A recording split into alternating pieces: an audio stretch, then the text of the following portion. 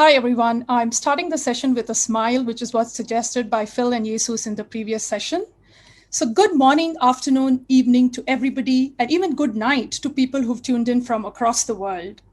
I'm Nischala Murthy Kaushik, the Chief Marketing Officer at HFS. I truly hope that you've had a great time with us over the past 2 days and leave the symposium today with thought-provoking ideas, interesting insights, and positive inspiration. It is indeed a privilege for me to speak with you all today on a topic that is very close to my heart, diversity. I spent a significant amount of time to think about what I would like to share with you today and how. The best possible way is to do this is probably to share a little of my own personal story, some stories of the workplace, with the hope that together we can create a story of the future that is better than the past and the present. Let me start by asking you a question. When did you last think about diversity at the workplace? I do every day. This is a picture of my daughters. 10-year-old Nischala aspires to run her own design company someday. 7-year-old Tanishka dreams of being a singer, dancer, a talk show host, and an actor. In my words, a content creator. I think a lot about how the workplace would be for them in the future. 10 years from now, 20 years from now, maybe even 30 years from now. The honest answer is I don't know for sure. And I don't know if anyone can say for sure, especially after the global pandemic has resulted in what is popularly known as a she-cession, which is the term used to describe the negative impact of women's workplace gains over the past 12 to 18 months. Specifically because of the change in ways of working, and more specifically because we are all working from home. So on an average, women spend 7.7 more hours a week than men on unpaid domestic and childcare responsibilities, forcing many women to quit their jobs altogether. As per a report by the World Economic Forum, progress towards gender equality at work would not begin to recover until 2022. That's really another several months away. So the question is, what can we all really do today? Maybe start by thinking about what will make a difference and think real hard about what you can do to make a difference.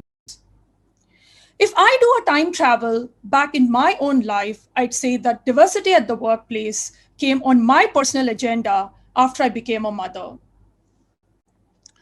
Simply because every time I had a good or bad personal experience at the workplace, I would definitely pause and think about why, what if, and what next. In simple words, I became more observant, aware, and probably introspective. As I became conscious on the ground realities, it was clear that there are serious gaps on many fronts if you just take the length of gender diversity. In terms of long-term career aspirations, belief systems, education, access to opportunities, confidence, salary, skills, role models, mentorship, sponsorships, the list goes on. Personally, I was deeply driven with the desire to take action in ways that would make a positive difference in my sphere of influence. And with that intent, I actively explored opportunities for writing, speaking, and mentorship that came my way, specifically around the topic of women at work. So over the last decade, I would have written 150 pieces of articles in global and regional forums, specifically around the topic of women at work. I would have mentored 50 plus young women professionals. I would have spoken at 30 plus conferences, created, nurtured, and invested and participated in women-only networks and communities focused on professional growth and leadership development for women. If I had to distill and simplify the ground reality based on my own personal experiences, here is what I discovered.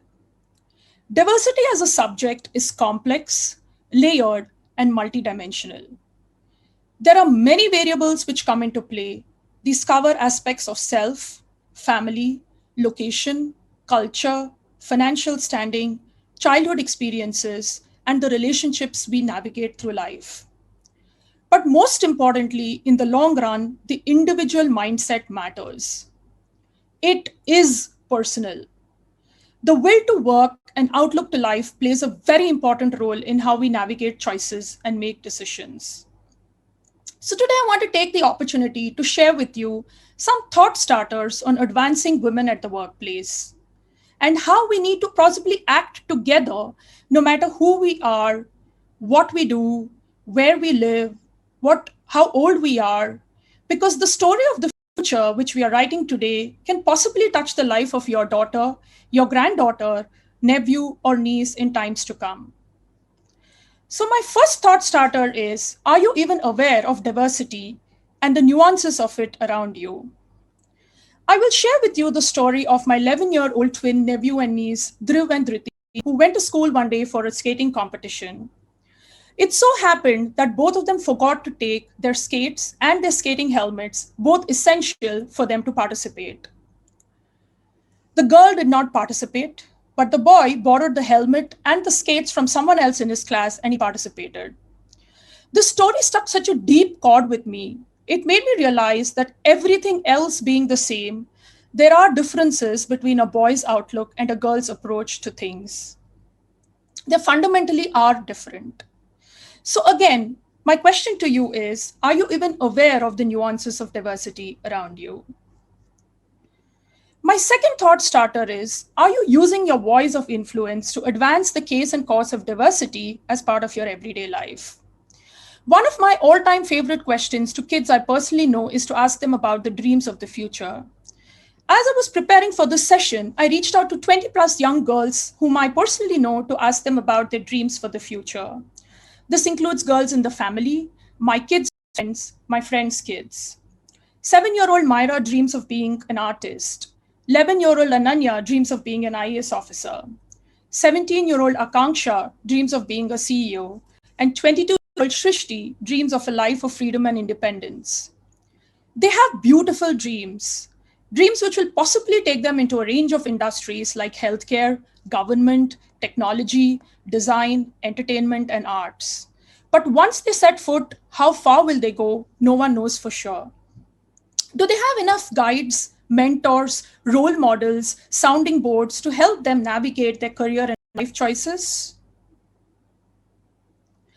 Talking from my own personal experiences, when we had our high school reunion about 15 years when we all passed out of school, the one universal point which stood out in conversations were, especially in the context of women, those who were able to navigate long-term careers definitely had at least one mentor, career guide, who helped them, especially when they were at the crossroads. So my question to you is, can you be that one guide or influencer for someone? Trust me, it does make a difference. My third thought starter is, as a leader, how involved are you in the diversity agenda of your company? I currently champion the Charter of Diversity at HFS. This year on International Women's Day, we launched a podcast called The Shiro Diaries. As part of this podcast, I spoke with influential and powerful women leaders across the world who had made it to the top. From companies like Genpact, HP, EXL, ML Bank, and Accenture. In each episode of the podcast, we profile a corporate Shiro, as I call it, and you hear about their personal life and career journey, choices and decisions which influence them, and reflections from these experiences.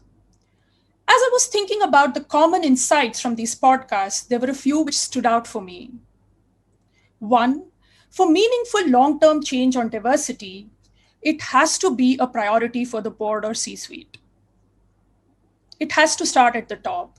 There has to be investment and commitment in the diversity charter in terms of possibly having a dedicated leader to run the charter, having a clear goal for the future, and a solid plan in place and governance mechanism to track progress. Two, a way to enable access to opportunities for diversity candidates through a well laid out focus on hiring, both in terms of building the internal pipeline of talent and also looking at bringing talent from outside the organization is going to be critical. Now, as a part of the research agenda at HFS, we are looking at the diversity policy of organizations as part of our One Office Top 10s. As per data from April 2021, women's participation at entry level for IT service providers ranges from 35 to 50%. However, for senior levels, that dips significantly from 7 to 20%. The good news is that there is serious commitment from across the board to increase these levels at senior levels in the next 2 years.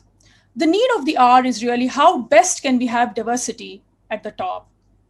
So my question to you again is, as a leader, how involved are you in the diversity agenda of your company? My last thought starter is, as a leader, what are you doing to enable that one opportunity for growth or visibility in the context of diversity? As a distinct voice in the analyst industry, we have a unique opportunity to put the spotlight on causes we believe in. So for all events at HFS, we actively and consciously identify women who can be invited to speak based on their experience and expertise. It takes time and effort, but it is a cause which is important to us. And what we've seen is that when the opportunity presents itself, women lap it up. The key is to call it out as a company-wide priority and making it non-negotiable, which comes directly from the top. At this HFS One Office Digital Symposium, I'm happy to share the stage with 16 women leaders across the globe. It's wonderful. So again, as a leader, what are you doing to enable that one opportunity for growth and visibility in the context of diversity? Diversity has many nuances of race, color, gender, profiles, background. To move the dot on diversity at the workplace is our collective responsibility, which possibly starts with one thought and one action. I will end by asking you, is diversity on your agenda? Thank you.